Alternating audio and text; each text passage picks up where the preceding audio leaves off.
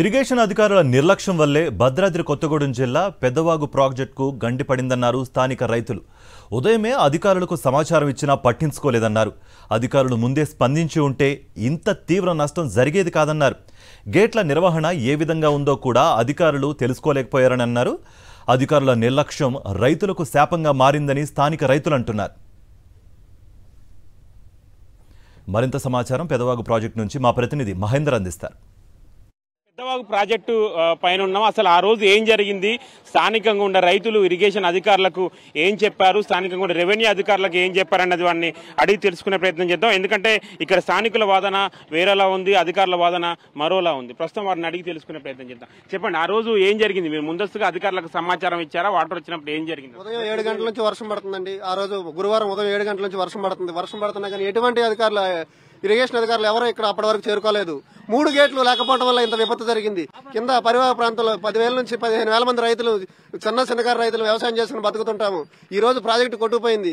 మేము పంటలు ఎలా పండించుకోవాలి? మేము ఏమి తిని బతకాలి? ఇప్పుడు 2-3 ఏళ్ళ దాకా ప్రాజెక్టు పూర్తి అవ్వదు. దీనికి నిర్లక్ష్యం ఎన్నోసార్లు మేము విన్నవించుకున్నాం. గేట్లు గట్టిగా లేవు. ఈ రైతులుగా మేము ఎన్నోసార్లు చెప్పే వాళ్ళకి, మీ డిఈ గారికి, ఏఈ గారికి, ఒకసారి కొత్తగూడెం వెళ్ళి కలెక్టర్ గారికి కూడా విన్నవించుకున్నాం. అయినా గత ప్రభుత్వం, ఈ ప్రభుత్వం కూడా మాకు అన్యాయం చేసింది. గత ప్రభుత్వం ఏం చేసిందంటే ఈ ప్రభుత్వం కూడా వచ్చిన కానీ ఏం పట్టించుకోలేదు. గేట్లు మరమ్మతులు చేయలేదు. ఆ గేట్లు మరమ్మతులు చేస్తుంటే ఇవాళ మాకు ఈ విపత్తు వచ్చి ఉండేది కాదు. మేము నష్టపోయాలి కదా. మమ్మల్ని ప్రభుత్వమే ఆదుకోవాలి. ఈ ఉదయం 7 గంటల నుంచి వర్షం వస్తున్నా గానీ ఈ ఇరిగేషన్ డిపార్ట్మెంట్ అధికారులు గాని ఎవరు గాని దాని గురించి గాని ముందు స్పందించలేదు సార్. దాని ఏమైందంటే మేము గాని వచ్చాం సార్, రైతు వారిగా వచ్చి గాని చూసాం సార్. ఆల్రెడీగా మనకి 6 మీటర్ 5.5 వాటర్ ఉన్నది సార్. ఆల్రెడీ మన ప్రాజెక్టులో 5.5 వాటర్ ఉంది.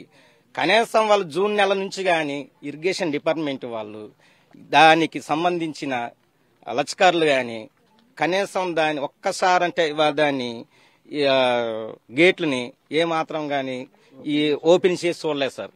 వాళ్ళు మెయిన్ ఇరిగేషన్ ఈఈడీల వల్ల ఈ డిపార్ట్మెంట్ కి, ఆ ఇరిగేషన్ డిపార్ట్మెంట్ నిర్లక్ష్యం వల్ల, సోమరిపోతనం వల్ల ఇవాళ రైతులందరం మేము అనాథులు లేక బతకవాలని వస్తాం సార్. మా పొలాలు మొత్తం కొట్టుకుపోయినాయి. మేము ఇక్కడ 100 ఎకరాలు ఉండే వాళ్ళం కాదు సార్. మేము ఆల్రెడీ ఒక్కొక్క రైతుకి 1 ఎకరం 2 ఎకరాలు ఉంది.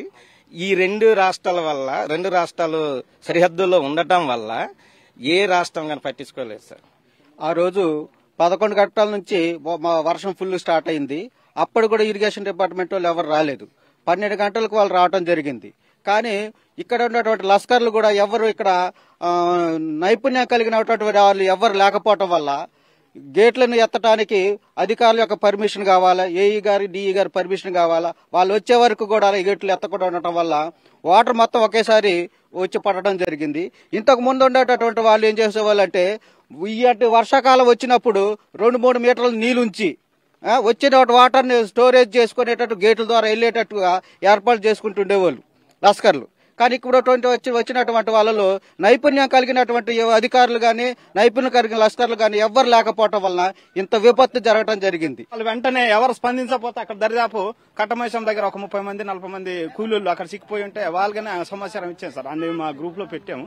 కాకపోతే ఏంటంటే ఇక్కడ ఉన్న నిర్లక్ష్యం వల్ల ఇక్కడ ఉన్న లచ్చకారులు డీగరే సరే. ఓవరాల్ గా మాత్రం అధికారుల నిర్లక్ష్యం వల్లే ఇది జరిగిందని కూడా స్థానిక రైతులు గాని, స్థానికులు గాని చెప్తున్న. అధికారులు ముందస్తుగా స్పందించి ఉంటే ఇంత పెద్ద నష్టం జరిగేది ఉండదు కాదన్నది కూడా స్థానిక రైతులు గాని, స్థానికుల వర్షన్. కెమెరా పర్సన్ సతీష్ తో సాక్షి టీవీ, పెద్దవాగు ప్రాజెక్ట్.